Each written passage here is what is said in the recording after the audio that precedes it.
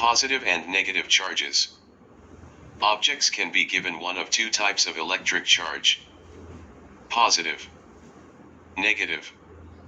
When two charged objects are brought close together, there will be a force between those objects. Like charges repel, opposite charges attract. Remember, opposite charges attract. Like charges repel. Extended. Electric charge is measured in units called coulombs. See exam tip. Whilst electrostatic forces share many similarities with magnetic forces, they are different phenomena. Take care not to confuse the two. Demonstrating electrostatic charges. Electrostatic repulsion is caused by the force between charges. When these charges are the same as each other, they repel, push apart. In simple experiments showing the production of electrostatic charges by friction, insulating solids such as plastics are given a charge. This is done using friction to transfer electrons from the surface. By removing electrons, which have negative charge, the insulator is left with a positive charge. Method. Suspend one of the insulating materials using a cradle and a length of string so that the material can rotate freely. Rub one end of the material using a cloth, in order to give it a charge. Now take a second piece of insulating material and charge that by rubbing with a cloth. Hold the charged end of the second piece close to the charged end of the first piece. If the first piece rotates away, is repelled, from the second piece, then the materials have the same charge. If the first piece moved towards, is attracted to, the second piece, then they have opposite charges. Exam tip. Experimental demonstrations, such as the one above, are different from experiments in which you have to take measurements. In the case of this demonstration, your results are your observations. When describing a demonstration, you should state a conclusion, in other words, explain what you expect to happen and what it means. Electric fields, extended. Extended. A charged object creates an electric field around itself. This is similar to the way in which magnets create magnetic fields. This can be shown by electric field lines. Fields lines always point away from positive charges and towards negative charges. Electric fields are always directed away from positive charges and towards negative charges. The direction of the field lines in an electric field is described as the direction of the force on a positive charge at that point. Field lines show the direction that a positive charge would experience if it was at that point. Although the definition of the force direction refers to a positive charge, in demonstrations it is always electrons, negative charges, which are free to move according to that force. The strength of an electric field depends on the distance from the object creating the field. The field is strongest close to the charged object. This is shown by the field lines being closer together. The field becomes weaker further away from the charged object. This is shown by the field lines becoming further apart. Electric field patterns, extended. Extended. Objects in an electric field will experience an electrostatic force. Since force is a vector, the direction of this force depends on whether the charges are the same or opposite. The force is either attractive or repulsive. If the charges are the same, negative and negative or positive and positive, this force will be repulsive and the second charged object will move away from the charge creating the field. If the charges are the opposite, negative and positive, this force will be attractive and the second charged object will move toward the charge creating the field. Electric field lines show force direction and force strength. The size of the force depends on the strength of the field at that point. This means that the force becomes stronger as the distance between the two charged objects decreases, weaker as the distance between the two charged objects increases. The relationship between the strength of the force and the distance applies to both the force of attraction and force of repulsion. Two negative charges brought close together will have a stronger repulsive force than if they were far apart. Field lines around a point charge. The electric field is the region in which another charge will experience a force. Fields lines always go away from positive charges and towards negative charges. They have the same direction as the direction of the force on a positively charged particle at a point in that field. Electric fields are always directed away from positive charges and towards negative charges. Field lines between two oppositely charged parallel conducting plates. The electric field between two parallel plates is a uniform electric field. The field lines are directed from the positive to the negative plate. Parallel. Straight lines. The electric field between two parallel plates. Field lines around a charged conducting sphere. The field lines around a charged conducting sphere are symmetrical, as with a point charge. This is because the charges on the surface of the sphere will be evenly distributed. The charges are the same, so they repel. The surface is conducting, allowing them to move. This field line pattern can be demonstrated using a Van der Graaf generator. One method using streamers is shown. Other methods often demonstrated in schools include small pieces of paper, polystyrene beads, aluminium foil containers, conductors, insulators and electrons. The key difference between conductors and insulators is that conductors allow charge carriers to freely move. Insulators do not allow charge carriers to move. The reasons for this are to do with their internal structure. Conductors. A conductor is a material that allows charge, usually electrons, to flow through it easily. Examples of conductors are silver, copper, aluminium, steel. Conductors tend to be metals. Different materials have different properties of conductivity. On the atomic scale, conductors are made up of positively charged metal ions with their outermost electrons delocalized. This means the electrons are free to move. Metals conduct electricity very well because current is the rate of flow of charged particles. So, the more easily electrons are able to flow, the better the conductor. The lattice structure of a conductor with positive metal ions and delocalized electrons. Insulators. An insulator is a material that has no free charges, hence does not allow the flow of charge through them very easily. Examples of insulators are rubber, plastic, glass, wood. Some nonmetals, such as wood, allow some charge to pass through them.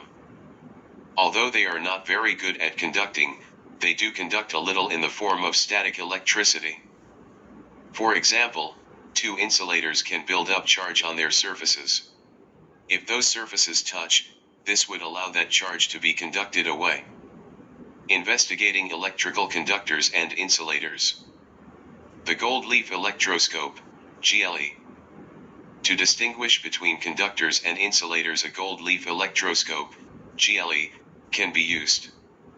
The gold leaf electroscope is a device used to demonstrate charge. The GLE consists of a metal plate attached to one end of a metal rod. At the other end of the rod a very thin leaf of gold foil is attached. The rod is held by an insulating collar inside a box with glass sides, allowing the gold leaf to both be seen and protected from drafts. When the GLE is charged, the plate, rod and gold leaf have the same charge, either positive or negative. Since the rod and leaf have the same charge, they repel, and the leaf sticks out to the side. When the rod and leaf are discharged, are neutral, the leaf hangs down. To test electrical conductors and insulators. Charge the plate of the GLE so that the gold leaf stands clear of the rod. Carefully touch the plate of the GLE with the items being tested, for example, metals, such as wire, paper clip, scissor blades. Nonmetals, such as paper, fingers, glass, graphite. Plastics, such as plastic ruler, the handles of the scissors, finger in a plastic sandwich bag. Comparisons, such as wet cloth, dry cloth, finger and finger in a plastic sandwich bag. Record the observations each time. Leaf falls, material is a good conductor. Leaf remains in place, object is a poor conductor, good insulator. Leaf falls slowly, material is a poor conductor. Alternative method. An electronic charge detector can be used in place of the gold leaf electroscope. Expected results. Overall, metals are very good conductors whilst nonmetals tend to be good insulators. Conductors and insulators summary table. Current. The current is the amount of charge passing a point in a circuit every second. It is helpful to think of current as the charge per second. Charge, current, and time are related by the following equation, where the symbols Q stands for charge, measured in coulombs, C. I stands for current, measured in amps, A. You can rearrange this equation with the help of the formula triangle. Use the formula triangle to help you rearrange the equation. Direct and alternating current. When two oppositely charged conductors are connected together, by a length of wire, charge will flow between the two conductors. Charge can flow between two conductors. This flow of charge is called an electric current. The greater the flow of charge, the greater the electric current. Direct current and alternating current.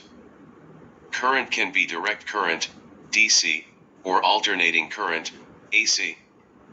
In terms of calculations, they can be treated in the same way. Two graphs showing the variation of current with time for alternating current and direct current. Direct current, DC. Direct current is produced when using dry cells and batteries, and sometimes generators, although these are usually AC.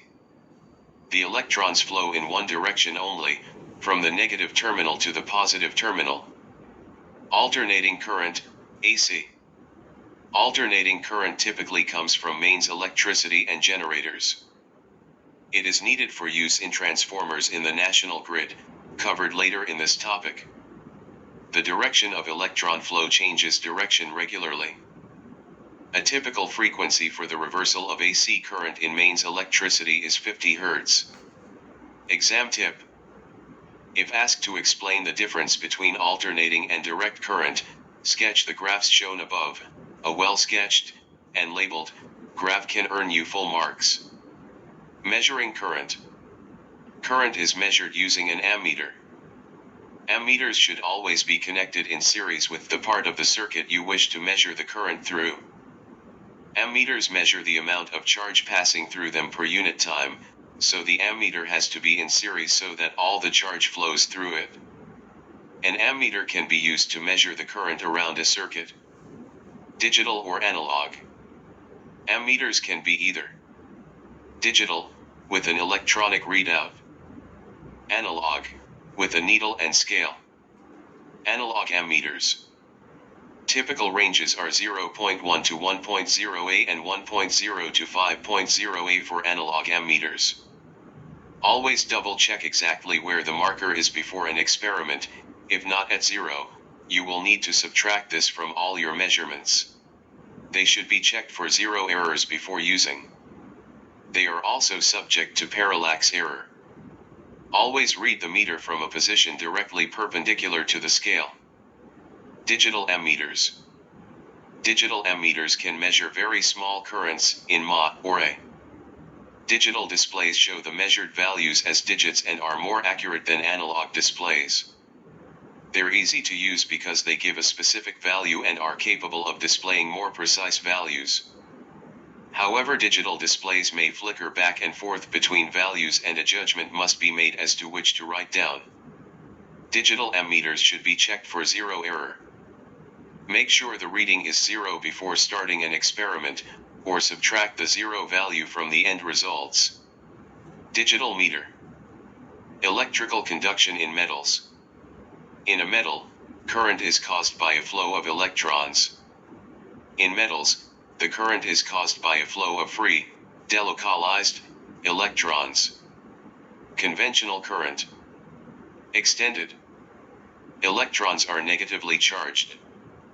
This means that the electrons flow from negative to positive. Conventional current, however, is still defined as going from positive to negative. By definition, conventional current always goes from positive to negative, even though electrons go the other way.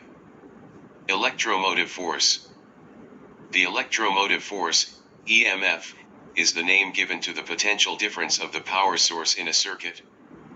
It is defined as the electrical work done by a source in moving a unit charge around a complete circuit. Electromotive force, EMF, is measured in volts, V. The EMF is the voltage supplied by a power supply, 12 V in the above case. Extended. The definition of EMF can also be expressed using an equation, where E equals electromotive force, EMF, V. W equals energy supplied to the charges from the power source, J. Q equals charge on each charge carrier, C. Note, in circuits the charge carriers are electrons. This equation should be compared to the definition of potential difference, below, as the two are closely related. Potential difference. As charge flows around a circuit, energy is transferred from the power source to the charge carriers, and then to the components. This is what makes components such as bulbs light up. The potential difference between 2 points in a circuit is related to the amount of energy transferred between those points in the circuit. Potential difference is defined as the work done by a unit charge passing through a component. Potential difference is measured in volts, V. The potential difference is the difference in the electrical potential across each component, 5 volts for the bulb, on the left, and 7 volts for the resistor, on the right. Extended.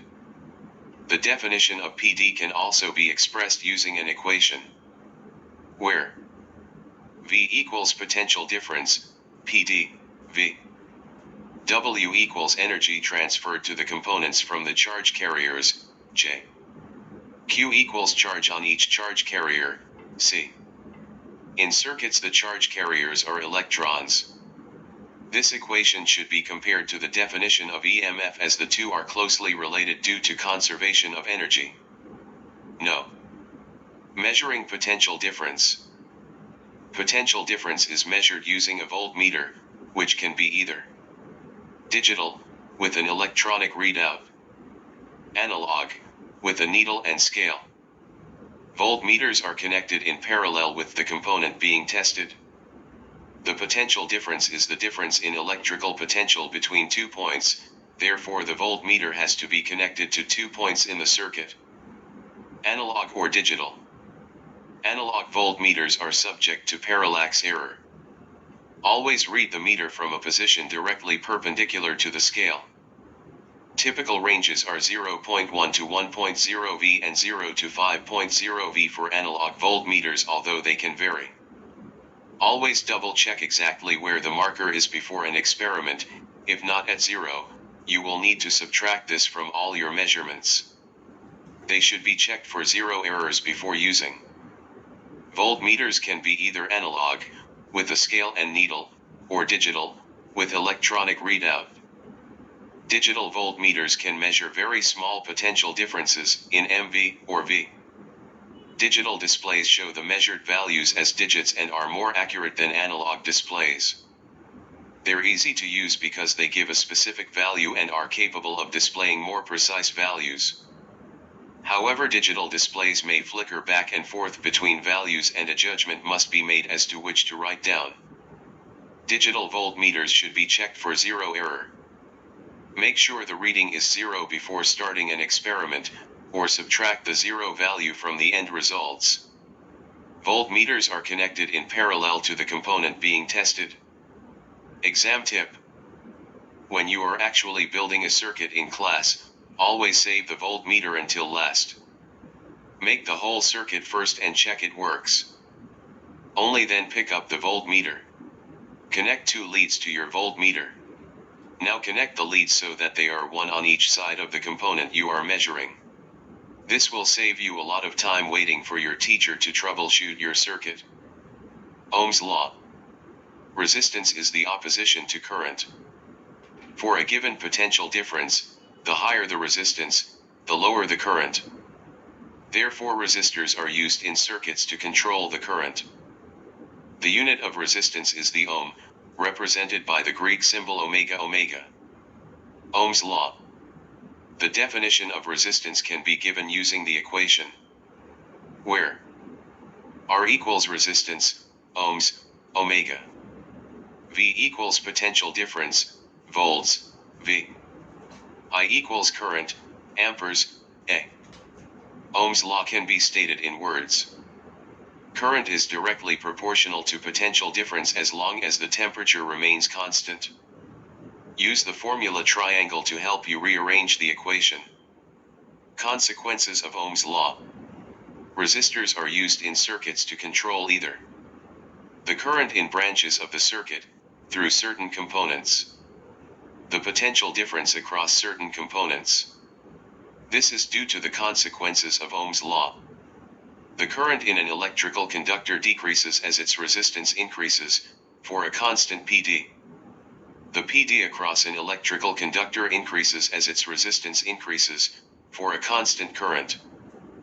IV graphs for ohmic resistors, filament lamps and diodes. As the potential difference, voltage, across a component is increased, the current in the component also increases. The precise relationship between voltage and current can be different for different types of components and is shown by an 4 graph. 4 graphs for a resistor and a filament lamp. The 4 graph for a resistor is very simple. The current is proportional to the potential difference. This is because the resistor has a constant resistance. For a lamp the relationship is more complicated. The current increases at a proportionally slower rate than the potential difference. This is because the current causes the filament in the lamp to heat up. As the filament gets hot, its resistance increases. This opposes the current, causing it to increase at a slower rate. IV graph for a diode. A diode is a non-ohmic conductor that allows current to flow in one direction only. The direction is shown by the triangular arrow of the diode symbol. This is called forward bias. In the reverse direction, the diode has very high resistance, and therefore no current flows. This is called reverse bias. The IV graph for a diode has a unique shape. When the diode is in forward bias, the graph shows a sharp increase in voltage and current, on the right side of the graph. When the diode is switched around, in reverse bias, the graph shows a flat line where current is zero at all voltages, on the left side of the graph. Resistance of a wire. As electrons pass through a wire, they collide with the metal ions in the wire. Electrons collide with ions, which resist their flow. The ions get in the way of the electrons, resisting their flow. If the wire is longer, each electron will collide with more ions and so there will be more resistance. The longer a wire, the greater its resistance. If the wire is thicker, greater diameter, there is more space for the electrons and so more electrons can flow. The thicker a wire, the smaller its resistance. Proportionality relationships for electrical conductors. Extended. The relationship between resistance, length, and cross-sectional area can be represented mathematically. Resistance is directly proportional to length.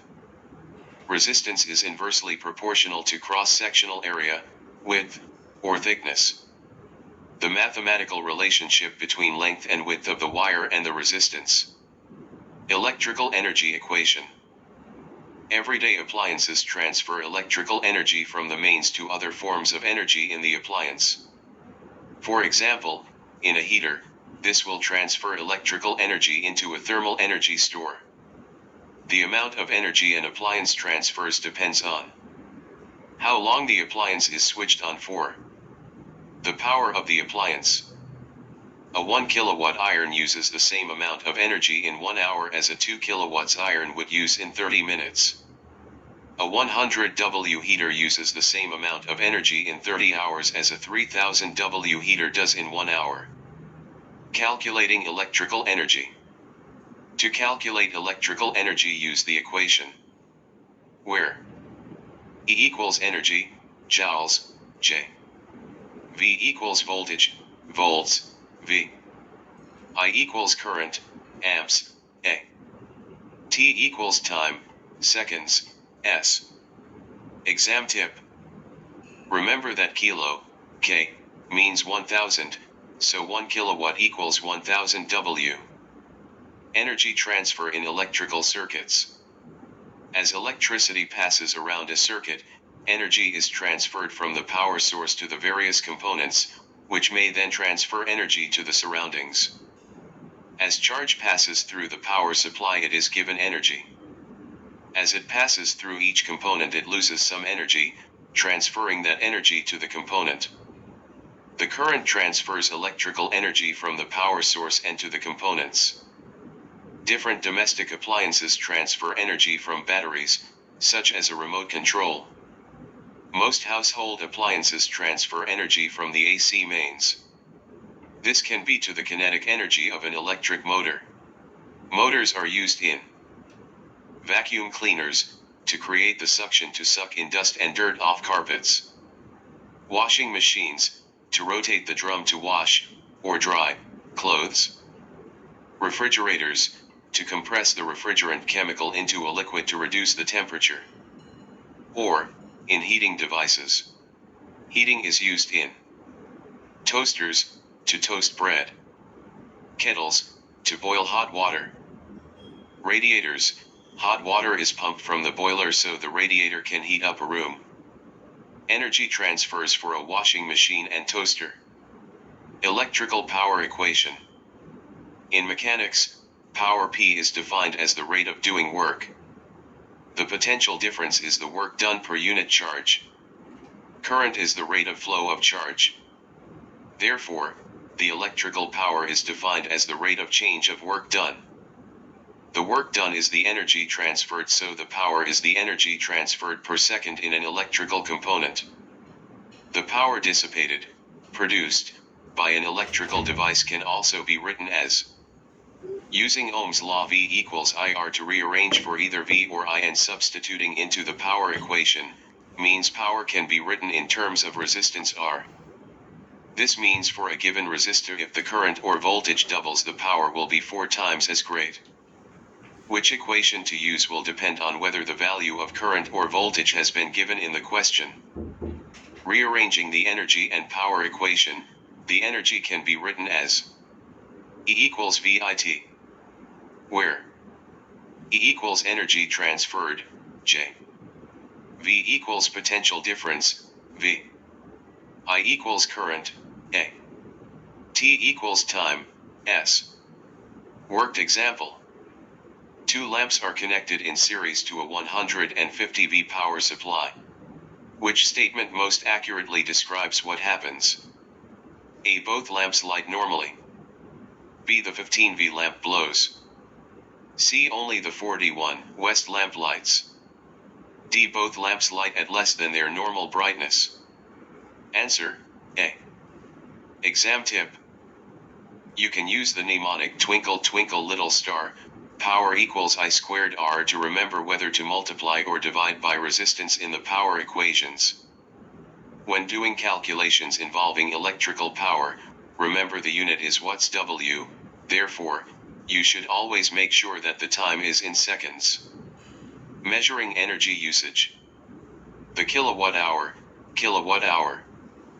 Energy usage in homes and businesses is calculated and compared using the kilowatt hour. The kilowatt hour is defined as a unit of energy equivalent to 1 kilowatt of power expended for 1 hour. Appliances are given power ratings, which tell consumers the amount of energy transferred, by electrical work, to the device every second. This kettle uses between 2500 and 3000 W of electrical energy. This energy is commonly measured in kilowatt hour, kWh, which is then used to calculate the cost of energy used. Calculating with kilowatt hour. The kilowatt hour can also be defined using an equation, where E equals energy, kilowatt hour, P equals power, kW, T equals time, H. This equation is unusual because SI unit are not used. Both energy and power are times 103, and time is in hours, not seconds. Since the usual unit of energy is joules, J, this is the 1 W in 1 S. Therefore, since 1 kilowatt equals 1000 W and 1 H equals 3600 S. To convert between joules and kWh. The kWh is a large unit of energy, and mostly used for energy in homes, businesses, factories, and so on. Worked example. A cooker transfers 1.2 times 109 J of electrical energy to heat. How much will this cost if 1 kilowatt H costs 14.2 P? Step 1. Convert from J to kWh. Step 2. Calculate the price.